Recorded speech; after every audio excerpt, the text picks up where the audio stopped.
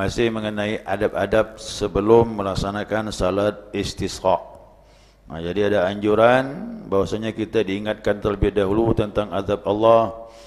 Ya, diingatkan kepada mereka siksa-siksa Allah. Yang terakhir, wa ya'muruhum bisadaqah, dianjurkan untuk banyak-banyak sedekah. Nah, karena sedekah itu meredam kemarahan Allah Subhanahu wa taala. Nah, kemudian wa anwa'il birri.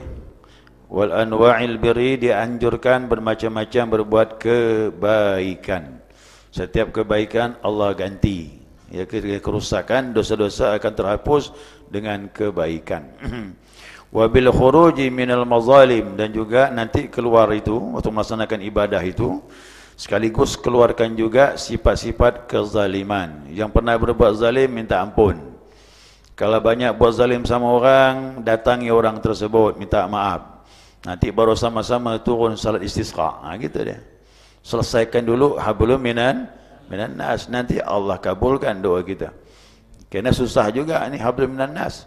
Ya, kalau masih bersengketa sulit. Ya, sulit. Jadi memang ini memang diatur lah salat istisqa ini. Masing-masing ngaku banyak salah. Ya, ngaku banyak salah. Wa taubatin minal ma'asi, demikian juga taubat. Nah, jadi diiringi salat taubat. Ya, sambil puasa sunat 3 hari, ya salat taubat lah. Iringi taubat minta ampun sama Allah. Nah, itu katakan taubat masal.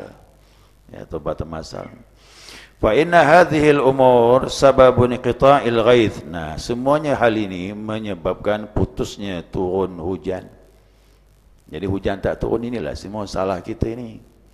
Nah, ya, itu harus disadari, tidak boleh tidak. Demikian juga mata-mata air tak mengalir.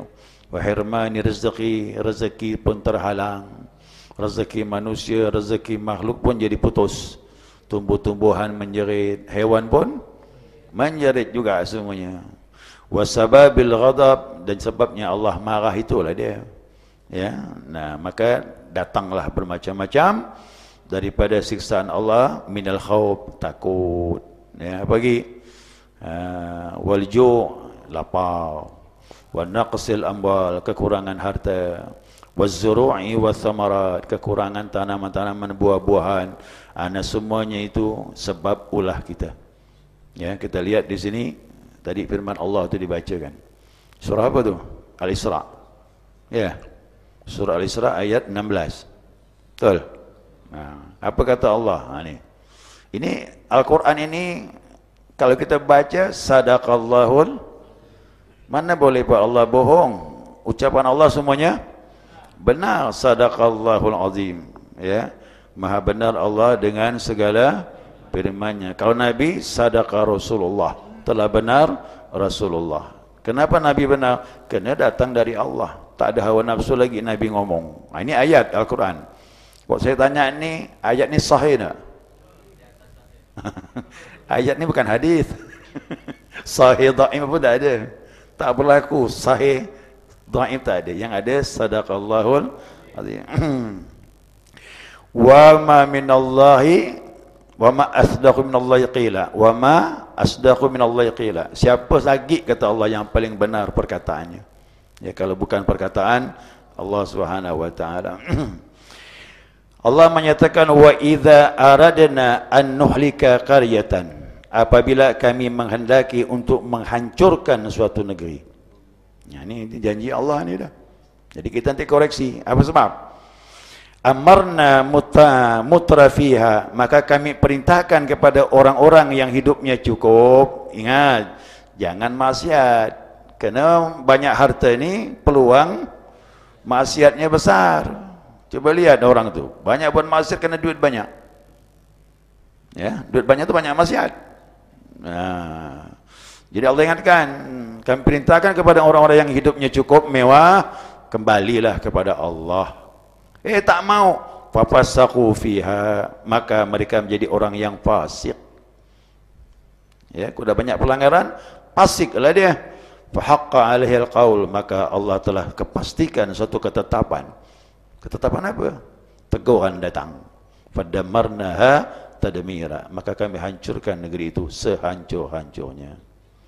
Nah, jadi sudah terjadi, jangan nak baca ayat ini, ya benar. Sudah terjadi. Nah, sebelum terjadi maka kita waspadai. Ini satu ayat. Nah, tambah lagi sebuah hadis Nabi SAW. Nah, ini hadis saya bawakan nih, khusus mengenai ini. Ini hadis dari Ibnu Umar. Ya, dikeluarkan oleh Ibnu Majah dan Imam Al-Hakim juga mengeluarkan hadis yang sama.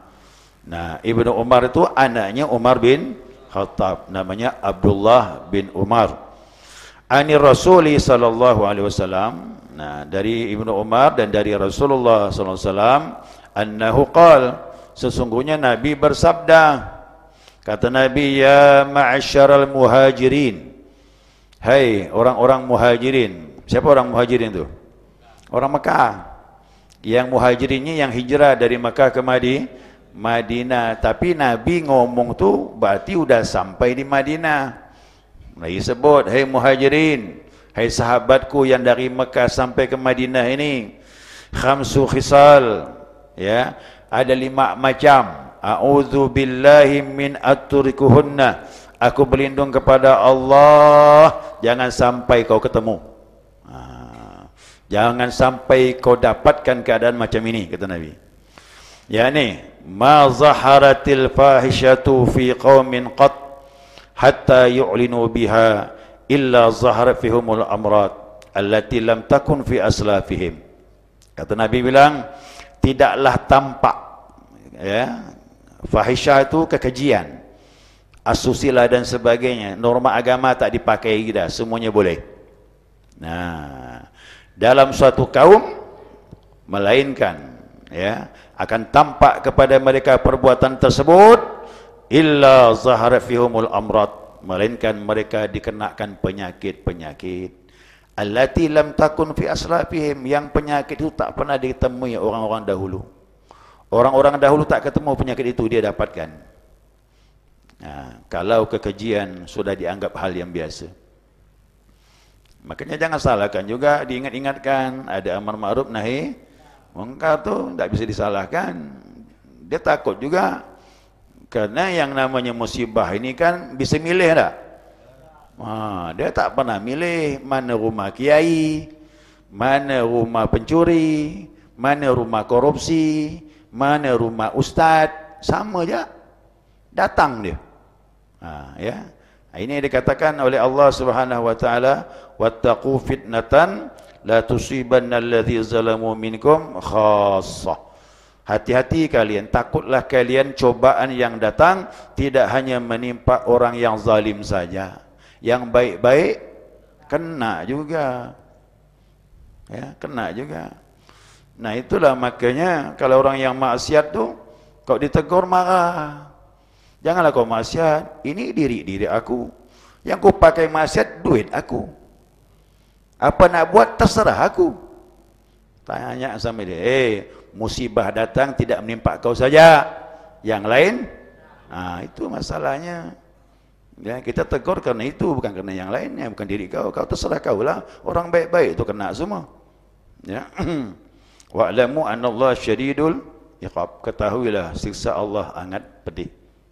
Siksa tu macam dunia kan nak tegur tadi, termasuk paceklik tu. Tu siksa Allah.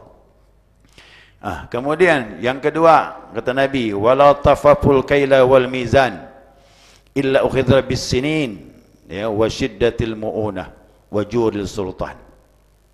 Yang kedua kata Nabi, tidaklah memperbaiki takaran timbang. Ni pedagang ni, pedagang-pedagang main timbang ni. Ya, tidaklah mereka culas dalam timbangan, melainkan mereka akan dikenakan paceklik. Sama juga, sudah tak jujur dah. Dunia perdagangan tak jujur lagi dah. Ya, bisnis banyak culasnya, banyak penipuannya, timbangan banyak kurangnya. Ya, seharusnya 1 kilo 10 on, hilang 1 on. Ya, dalam perjanjian menipu. Itu semuanya menyebabkan datangnya masa paceklik ini. Wasyiddatil mu'una, sulitnya mata pencarian hidup. Mulai sulah, sakit dan cari rezeki. Nah, memang Allah beri seperti itu. Ini yang bahaya gini. Wajuris sultan, kekejaman penguasa, penguasa zalim, tak mikir rakyat. Ya, ini sebab apa? Ada yang tadi itu dia enggak biasa je lah. Hal-hal yang lumrah ada tu. Jadi ini Nabi ni bicara ni tidak ada ngomong kecuali atas petunjuk Allah sesuai dengan ayat tadi. Sesuai dengan ayat itu. Nah, wala man'u zakata amwalihim. Yang berapa ni? 3 ke? 3. Wala man'u zakata amwalihim. Tidaklah mereka menahan zakat mereka. Cukup haul nisab, tak ada keluar zakat. Masih sayang. Dia pun tengok duit ni. Duit aku ni bukan 800 juta. 2,5 berapa? 2,5%. Ha? 20 juta. 800 juta, zakatnya 20 juta. Mulai dihitung-hitung, besar ni 20 ni. Kalau beli ember banyak tu. Mulai dia banyak mikir lah sudah. Ya kan? Untuk anak aku sekolah, kuliah, berapa semester ni? Mulai mikir dah tu dah. Ya. Jadi mereka cukup haul nisabnya, tapi mereka menahan zakatnya. Illa muni'ul matara minas sama'. Nah, melainkan dicegah hujan dari langit turun, tercegah. Jadi sebenarnya zakat sedekah tu kalau dikeluarkan secara jujur, habis. Turun hujan. Orang yang miskin pasti tak terlalu miskin kalau jujur dalam zakat. Lumayan tu. Orang kaya dikumpulkan semuanya. Jujur aja 2,5%, insya-Allah orang miskin tak terlalu miskin. Inilah Islam. Islam tu pemerataan nikmat. Maka tak sempurna iman kita. Kita hidup senang, nyaman, tidur nyenyak, duit banyak, makan cukup, tetangga lapar. Tu tak sempurna iman kita. Kan begitu kata Nabi SAW. Walaulal bahaimu lam yumtaru. Ni, kalaulah bukan hewan, hujan tak turun. Kadang-kadang hujan tu turun kata Nabi, tapi bukan kerana manusia. Allah mandang hewan, masih jujur hewan. Tu. Hewan masih jujur kerana tak ada maksiat. Jadi sebab hewan tadi kadang turun. Ya. Wala naqadu ahdallah wa ahda rasulih. Tidaklah mereka menunaikan janji Allah dan Rasulnya. Ya, illa ja'alallahu ba'sakum bainahum. Melainkan mereka akan terjadi pertikaian. Perang suku, perang komunitas, perang orang kaya, orang miskin. Perang jadi kita, sama-sama kita ni. Apalagi politik, hancurlah. Perang politik pula jadi. Korban pun banyak. Kenapa? Kerusakannya dari kita sendiri. Kerana kita tak menunaikan hak Allah dan hak Nabi Muhammad sallallahu alaihi wasallam. Wa ma lam tahkum a'immatuhum bi kitabillah. Apabila pemimpin-pemimpin mereka tidak menegakkan hukum-hukum Allah, illa sallat alaihim aduwan min ghairihim ya'khudhu ba'da ma fi aidihim. Nah, jadi mereka tak menunaikan hukum Allah, maka Allah kuasakan kepada mereka musuh-musuh mereka selain mereka menguasainya. Berarti orang asing nanti menguasai kita ni. Orang asing jadi juragan, kita jadi apa? Di negeri sendiri kita tidak menikmati, yang menikmati orang. Nyanyikan, hai orang asing, jangan kau datang ke sini mengambil harta kekayaan kami, ini hak kami. Tapi tak bisa ngomong macam itu. Apa ni hubungan? Ya khudhu ba'da ma fi aidihim, mengambil apa yang ada di tangan mereka. Kita tak punya apa-apa. Ya, kita tak punya apa-apa. Ini mohon maaf ni, cocok tak dengan hal sekarang ni? Masuk udah. Ya, salah kita sendiri. Ya, kita pilih bukan ahlinya, itu masalahnya. Ya, kalau kita pilih ahli, insya-Allah selamat. Ya, insya-Allah. Ini namanya warning dari Nabi sallallahu alaihi wasallam 1400 tahun yang lalu. Ingat, sudah terjadi, jangan salahkan. Aku dah beritahu kata Nabi, dan Allah pun sudah beritahu. Tergantung kita ni. Kalau dah terjadi, koreksi diri. Makanya termasuklah hujan itu mudah kita mengundangnya, perbaiki diri kita insya-Allah. Ya, perbaiki diri kita. Makanya Umar bin Khattab radhiyallahu an, waktu kekuasaannya semakin luas, Umar pun datang ke lokasi tersebut, terjadi gempa. Umar kumpulkan. Apa yang Umar bercakap? Umar ngomong satu macam ya. Dosa apa kau buat ni? Umar tanya cuma itu ya. Dosa apa yang telah kami lakukan sampai turun macam ini? Nah, kalau orang beriman begitu nilainya. Tapi orang kau tak beriman, oh ini fenomena alam. Memang alam dah begini. Nah, boleh kacau tu dah. Kau kaji tasawuf lebih jauh lagi. La tatahraku zaratun illa biiznillah. Tidak bergerak satu zarah yang kecil saja kecuali dengan izin. Apa lagi gempa yang besar tu? Yang kecil tak bergerak dengan izin Allah. Pasti Allah punya mau. Apa lagi yang besar? Nah, ini nasihat dalam khutbah istisqa ini harus disampaikan.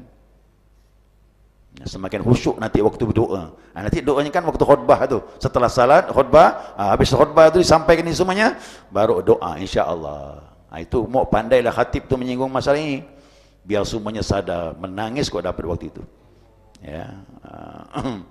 Dulu saya masih ingat tu. Ada waktu di depan korem ni, saya masih kecil. Saya punya datuk cerita itu. Itu turun dari mimbar tu. Ya. Habib Saleh tu turun dari mimbar istisqa, balik ke rumah hujan turun. Kena adab-adab ni dipakai. Masya Allah itu terjadi. Cepat sekali.